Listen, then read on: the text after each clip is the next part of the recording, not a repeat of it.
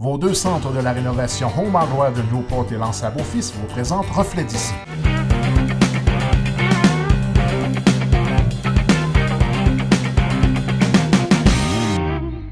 Bonjour mesdames et messieurs. Aujourd'hui, en entrevue, je discute avec André Boudreau, maire de Percé. Bonjour. Bonjour. On se trouve présentement à l'hôtel de ville de Percé et on va faire une rétrospective de ce qui s'est passé au courant de la saison estivale, une saison qui a définitivement bougé beaucoup. Tout d'abord, on va revenir sur le dossier du quai. Alors, au printemps, la ville allait en médiation pour s'entendre avec les compagnies de bateaux pour le modèle de gestion financière du quai. Où est-ce qu'on en est maintenant? En fait, on est au point de départ. Nous, la réforme, en fait, ce qu'on a pris comme décision, puis on a pris une décision vraiment administrative, puis en regard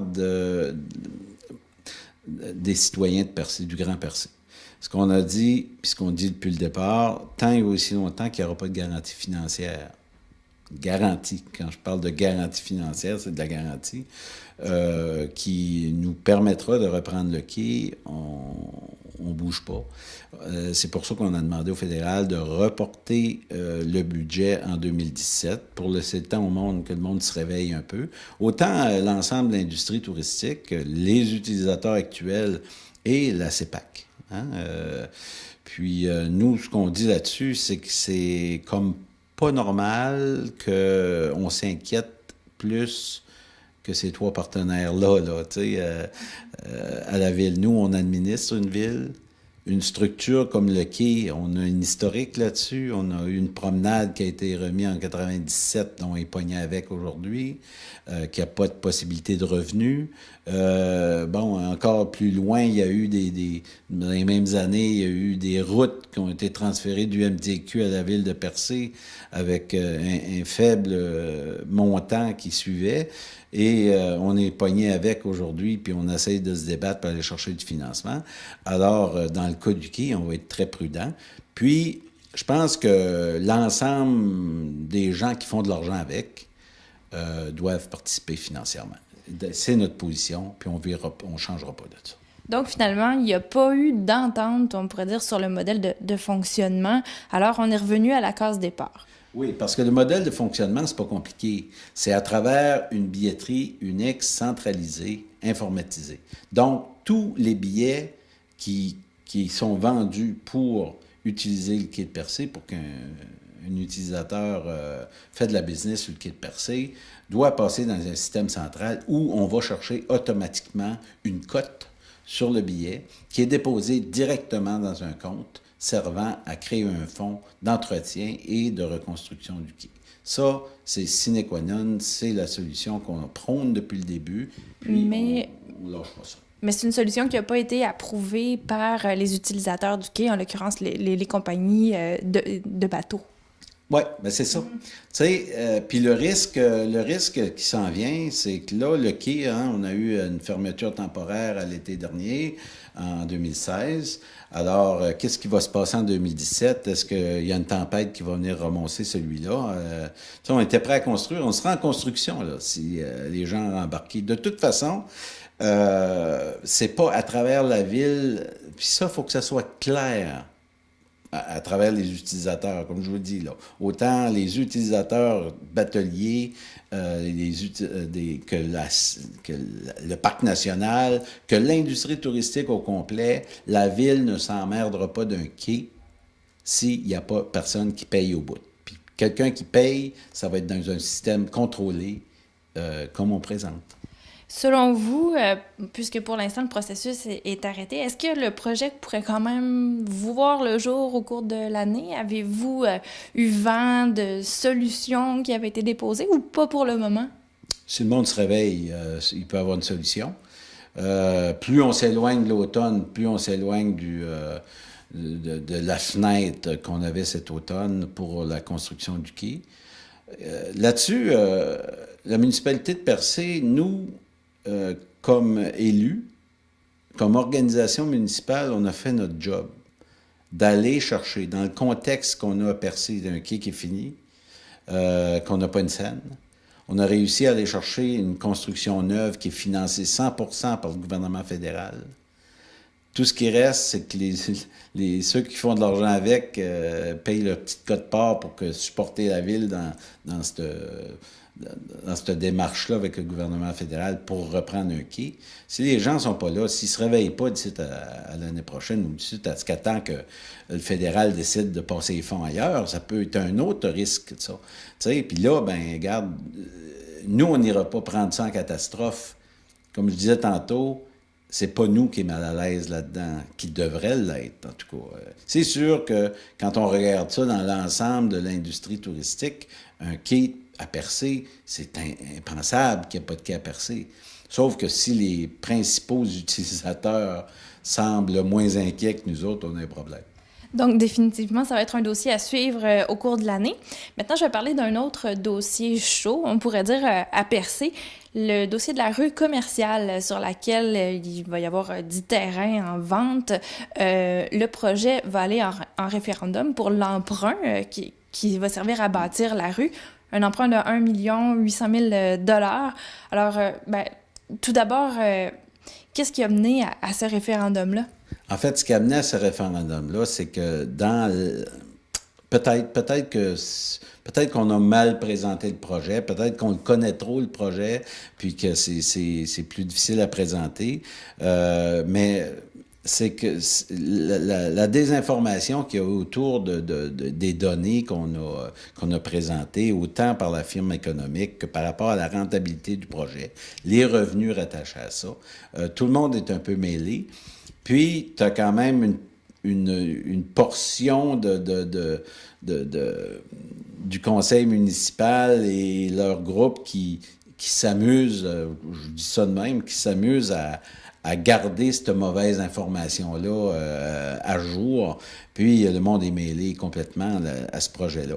Puis, un règlement d'emprunt, c'est pas nouveau à la ville de Percé, c'est pas nouveau dans les villes, c'est toujours comme ça qu'on fonctionne. Quand on travaille à développer ou à refaire un réseau d'aqueduc, on est allé en règlement d'emprunt. Mais c'est toute la différence, c'est comment on autofinance ces choses-là. Souvent, c'est des subventions qui permettent de payer ça.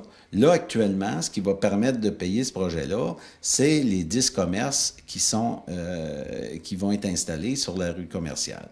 Donc, c'est un modèle d'affaires en lequel vous avez confiance, puis que vous avez présenté d'ailleurs lors d'une assemblée publique qui a aussi été diffusée à la télé communautaire. En fait, il y a eu plusieurs versions des faits. C'est pas tout le monde qui s'entend non plus sur la façon de faire dans ce projet-là. Le référendum, ça va être l'occasion pour les gens de s'exprimer en faveur ou contre le projet. Avant le référendum, est-ce qu'il va y avoir de l'information supplémentaire disponible? Définitivement. Ce qu'on va faire, on va regrouper l'ensemble de l'information. Puis, avec les professionnels d'Hôtel de Ville qui travaillent à l'Hôtel de Ville, on va vraiment essayer d'exposer puis de simplifier le plus possible cette approche-là par des exemples bien simples, là, tu sais, pour faire... Tu sais, 10 commerces dans une rue comme ça, pour faire le même revenu, si on travaille dans le résidentiel, ça prend 40 maisons. 40 maisons pour faire 100 000 $ à peu près de revenus annuels en revenus de taxes. Mais 40 maisons, ça prend une rue 4 fois plus grosse que ce qu'on a là. Donc, elle n'est plus rentable parce qu'au lieu de te coûter 1,7 million et les intérêts, elle te coûte 5 millions et plus et les intérêts. Donc, tu peux pas autofinancer ça. Ça te coûte 400 000 par année de paiement, puis tu t'en rapportes juste 100 pareil. Donc, selon vous, c'est quand même plus rentable que des constructions résidentielles sur une route quelconque? Définitivement, parce que, tu sais, il faut pas que les gens oublient que c'est le nombre, tu sais, la portion de route. La portion de route qu'on a en face de chez nous, puis ça, tout le monde pourrait le voir. Regardez un kilomètre. Un kilomètre de route, les gens disent « Ah, on pourrait faire de l'asphalte chez nous ». Mais dans un kilomètre de route, s'il y a 5 maisons, 10 maisons qui rapportent peut-être 5 000 $, ça coûte 250 000 et plus pour faire un kilomètre de route en asphalte. Alors, pour réussir à payer cette portion-là pour 10 ou 15 résidences, ça n'a pas de bon sens, on ne pourra jamais arriver à le faire. C'est pour ça qu'il faut faire naître des projets comme ça qui va rapporter de la nouvelle argent. Absolument. Donc, c'est un segment de route qui mesure, si je me rappelle bien, environ 200 mètres. 200 mètres, qui rapporte 100 000. Et en fait, les constructions vont être très près les unes des autres, d'où la rentabilité par rapport à la distance, si je comprends bien. Parce qu'il y en a beaucoup. Même, tu sais, regardez chez vous, là. Tu sais, comptez le nombre de maisons par kilomètre et divisez, regardez votre compte de taxes, là, puis bon, si dans un kilomètre, on remonte 5 000 $, ça fait pas beaucoup. En effet. Maintenant, le référendum sur le projet, ça se déroule où? Ça se déroule quand? Qu'est-ce qu'on doit savoir là-dessus? Ben, c'est comme une élection ordinaire. Là. Il va y avoir les pôles, la Cap d'Espoir à Percé à Saint-Georges, comme une élection. Ça va se passer exactement pareil. Sauf qu'il va y avoir une question, c'est êtes-vous en faveur ou pas en faveur de ce projet-là? Ça va être quelle date? Le 20 novembre. Puis ça c'est important. Puis c'est important aussi de comprendre qu'à partir d'aujourd'hui, bon, on a un coût rattaché à ce référendum-là, qui est à peu près entre 20 et 30 000 $, mais aussi ce qu'on a engagé jusqu'à maintenant. Mettons qu'avec les plans et devis, l'étude économique, mettons qu'on est rendu à 80 000 ou 100 000 de dépenses. Dans le cas où le référendum passe, c'est sûr que cet argent-là ou ces coûts-là rentrent dans le projet global, font partie du projet global. Cependant, si on perd le référendum, cet ensemble de coûts-là, le 30 000 puis le 80 000, ben, c'est un 130 000 qu'on amène au budget ordinaire. Là, donc, ce qu'on peut comprendre, c'est que le projet est en quelque sorte déjà amorcé de par les études qui ont été faites. En fait, il y a déjà un pied là, qui est mis dedans. Oui, on n'a pas le choix. Vous comprenez, on a des études économiques, on a des plans et devis, des études qui calculent le coût du projet. Puis on a de la misère à faire accepter ça au monde. On a de la misère que les gens nous font confiance là-dessus. C'est sûr que ça prend des outils.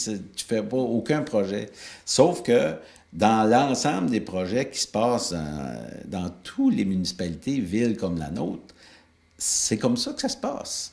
Pourquoi tout d'un coup, là, André Boudreau et son équipe voudraient s'en aller dans le champ? Là, puis si on aurait voulu faire des projets pour se péter les bretelles, on serait déjà en construction pour le quai. Parce que le quai, c'est glamour. D'avoir un quai à Percé, puis d'être un groupe qui a amené un quai neuf à Percé, c'est glamour. Si on s'arrêterait seulement à ça, à notre ego personnel. Donc, ce projet-là, en fait, vous avez confiance en lui. Et puis, ben maintenant, il va rester, si je comprends bien, à donner votre point de vue à la population, à faire comprendre vos arguments. Et ensuite, il va rester à voter sur la question. À la base, la majorité des gens ont voté pour nous permettre de nous faire gérer cette ville-là. Puis on est ici pour ça, et c'est ce qu'on fait. On le fait de façon très honnête, puis pour améliorer la ville de Percé, puis c'est ce qu'on fait. Alors, si les gens ne font pas confiance, je ne sais pas ce qu'on fait ici. Pourquoi ils nous ont élus? Je vais changer de sujet maintenant, puisqu'on là, on a fait le tour de ce qui s'est passé cet été, un été définitivement mouvementé. Bon, il y a quand même d'autres petites affaires qui sont passées. Absolument. Donc maintenant, pour l'année en cours, qu'est-ce qui se passe? Quels sont les projets? Est-ce qu'il y a du nouveau, entre autres, pour la promenade? En fait, la promenade, bon, vous avez vu la promenade éphémère qui n'était pas au départ, que le monde trouvait un peu bizarre, mais qu'aujourd'hui, il n'y a plus personne la majorité des gens veulent que les tours restent là, tu sais, parce que les gens ont vu un produit final qui était intéressant, puis ils ont compris qu'est-ce qu'était l'objectif de faire. Puis même l'émission Découverte est venue faire un segment d'émission sur les changements climatiques. Ils l'ont fait sur la promenade éphémère. Puis ça va être présenté quelque temps cet automne. Aussitôt que j'ai la date, je vais le communiquer.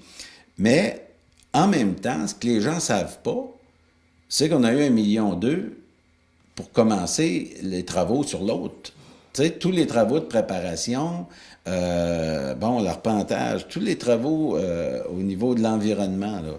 Toutes les retraits qu'on peut aller faire, les autorisations qu'on doit aller chercher, les études, de vérifier, de confirmer nos études. Donc, ça commence dès maintenant, si je comprends bien. Ah non, on a commencé déjà ça en début d'été, parce que il y a des scientifiques qui sont venus, on va faire des essais en bassin à houle, qui appelle, c'est un immense bassin où on reproduit les segments de la plage qu'on veut recharger, puis on produit des tempêtes, on regarde comment ça se passe, puis tout ça.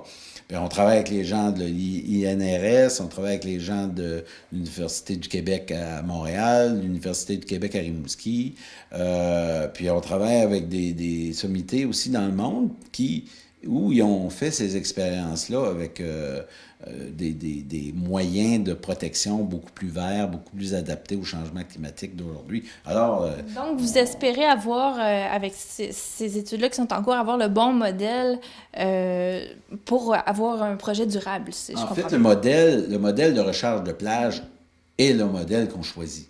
Sauf que comment on l'organise, comment on le bonifie, puis quel type de gravelle qu'on met. Puis ça, aussi, on est en train de... Il y a une firme qui fouille sur le territoire de Percé pour trouver des sites où on peut aller chercher des antianides de rivière, où on peut aller chercher la gravelle qu'on a besoin. Alors, ce qu'il faut évaluer, c'est est-ce que la grosseur a une importance beaucoup plus que du sable, plus proche du sable? C'est tous des éléments qu'on doit vérifier. L'arpentage de tout ce circuit-là, les plans de vie... Est-ce qu'on a une idée des échéances? En fait, est-ce que vous avez là, en tête, là, par exemple, tel mois cette année, on va être rendu à telle étape? Bon, c'est sûr que d'ici l'été prochain, il va quand même avoir beaucoup d'étapes de préparation de fait. Avec le ministère de l'Environnement, avec le ministère des Transports, travaille beaucoup techniquement à nous aider là-dedans aussi, parce qu'ils ont beaucoup de données, eux autres. Là, à ce moment-là, l'été prochain et l'automne prochain, printemps, été, automne, on devrait être en train de faire beaucoup d'interventions sur le terrain pour évaluer. Il y a même, on rencontre quelqu'un la semaine prochaine, en fin de semaine, là, pendant les vacances, où ce scientifique-là fait des caractérisations du littoral avec des drones 3D. Donc, c'est quelque chose qui se rajoute à l'étude, qui va reproduire en 3D encore la même chose avec le littoral de Percé, les différentes tempêtes, les différents problèmes. Et naturellement, on vise sur 50 ans, là. T'sais, on fait pas... Donc, il faut anticiper même les changements climatiques. Il faut anticiper les changements climatiques, il faut anticiper les tempêtes qui changent, qui évoluent, tout ça. Alors, c'est déjà entamé beaucoup. Puis, on travaille, j'ai beaucoup, même Lisa-Marie Gagnon, ici à la Ville, qui pilote localement ce projet-là avec différents professionnels partout au Québec, là. Puis, elle pilote ça d'une main de maître, là, c'est de toute beauté. Puis, c'est un projet qui évolue assez bien. Ça fait que ça évolue dans le temps. La première pierre va être quand? Tu sais, il y a tout le contexte, l'hiver, l'été, l'automne, la saison touristique qu'il faut, après ça, mélanger à tout ça en disant, bon, c'est quand le meilleur moment, et puis tout ça. Là. Donc, on va voir, bien sûr, on va suivre les prochaines étapes. Maintenant, pour terminer cette entrevue, on amorce également avec l'automne une année électorale. Avez-vous un mot à nous dire sur cette année-là qui s'en vient? Pour nous autres? Oui, concernant votre candidature ou non? Ou, Je pense qu'à date, on n'a pas fait grand-chose pour se faire élire, là, parce qu'on a pris des décisions qui ne sont pas simples, qui sont pas... on fait pas des choses pour se faire élire. Puis la majorité du conseil qui sont avec moi, on pense même pas à ça. Pour te dire, là, on pense même pas aux élections parce qu'on a des choses à réaliser. On a des projets à quoi on croit, puis qu'on croyait au moment où on s'est présenté en 2013. Mais est-ce que c'est quelque chose que vous aimeriez poursuivre? On s'entend que la promenade, elle va se réaliser encore dans les années à Oui. venir. Est-ce que vous souhaiteriez être là pour faire ça? Ben, je peux te dire une chose, c'est qu'il va y avoir de l'ouvrage en maudit. Puis, ce qu'on est en train d'évaluer aussi, de regarder aussi, Percé a changé, hein. Ça sera plus... Percé ne pourra plus avoir un maire à la retraite qui va travailler un après-midi par semaine, puis on est en développement, on est en évolution. Les gens, il va falloir qu'ils se professionnalisent beaucoup plus. Quand je parle de se professionnaliser, autant nos travailleurs de plus en plus, mais aussi les élus. Hein? Tu viens pas ici pour jouer, régler ton problème de terrain chez vous, là. Tu t'en viens faire du développement parce qu'une ville et Donc, c'est sûr que les défis augmentent. oui, puis on a beaucoup de choses à la table aussi, parce que là, on est en train de, je dirais, faire des échanges avec le ministère des Transports et le ministère des Affaires municipales, justement, par rapport à l'ensemble des routes, ou à la différence, mettons, appelons ça de même, la différence de la ville de Percé par rapport à bien d'autres villes du même genre, où nous, on se retrouve avec des nombres de kilomètres exceptionnels, comprends-tu? Trois casernes de pompiers pour une petite ville comme nous. C'est tous des éléments qui ressortent la ville de Percé de l'ordinaire, puis qui nous obligent à avoir des mesures exceptionnelles. Puis des mesures exceptionnelles, ça veut dire plus d'argent, plus de dépenses, alors que... Et plus de travail politique. Et plus de travail politique. Donc, pour conclure, est-ce que vous aimeriez piloter ces dossiers-là dans les années à venir? Bien, c'est sûr que si ça va bien, il y a une affaire que je te dirais, là, me faire picocher pour toutes sortes d'affaires, là. Quelqu'un va me dire, tu t'es élu, puis tu es élu pour ça. Je suis élu pour faire du développement. Je ne suis pas élu pour me faire traiter de tous les noms. Puis Moi, je pense que c'est important que les gens ont confiance en ce qu'on fait. Parce qu'on n'est pas ici pour faire de la politique. Puis si les gens regardent des TV communautaires, justement, chaque assemblée, si c'est ça, faire de la politique, puis qu'on devrait être content de ce qu'on a comme coup de fouet des fois, je suis pas sûr que ça tente à bien du monde, là, tu sais. Sauf que si on travaille dans un contexte où les gens nous supportent dans le développement qu'on peut faire, puis dans l'évolution qu'on veut amener à la ville de Percé, ben oui, ça m'intéresse. Et donc, André Boudreau, merci beaucoup. Merci.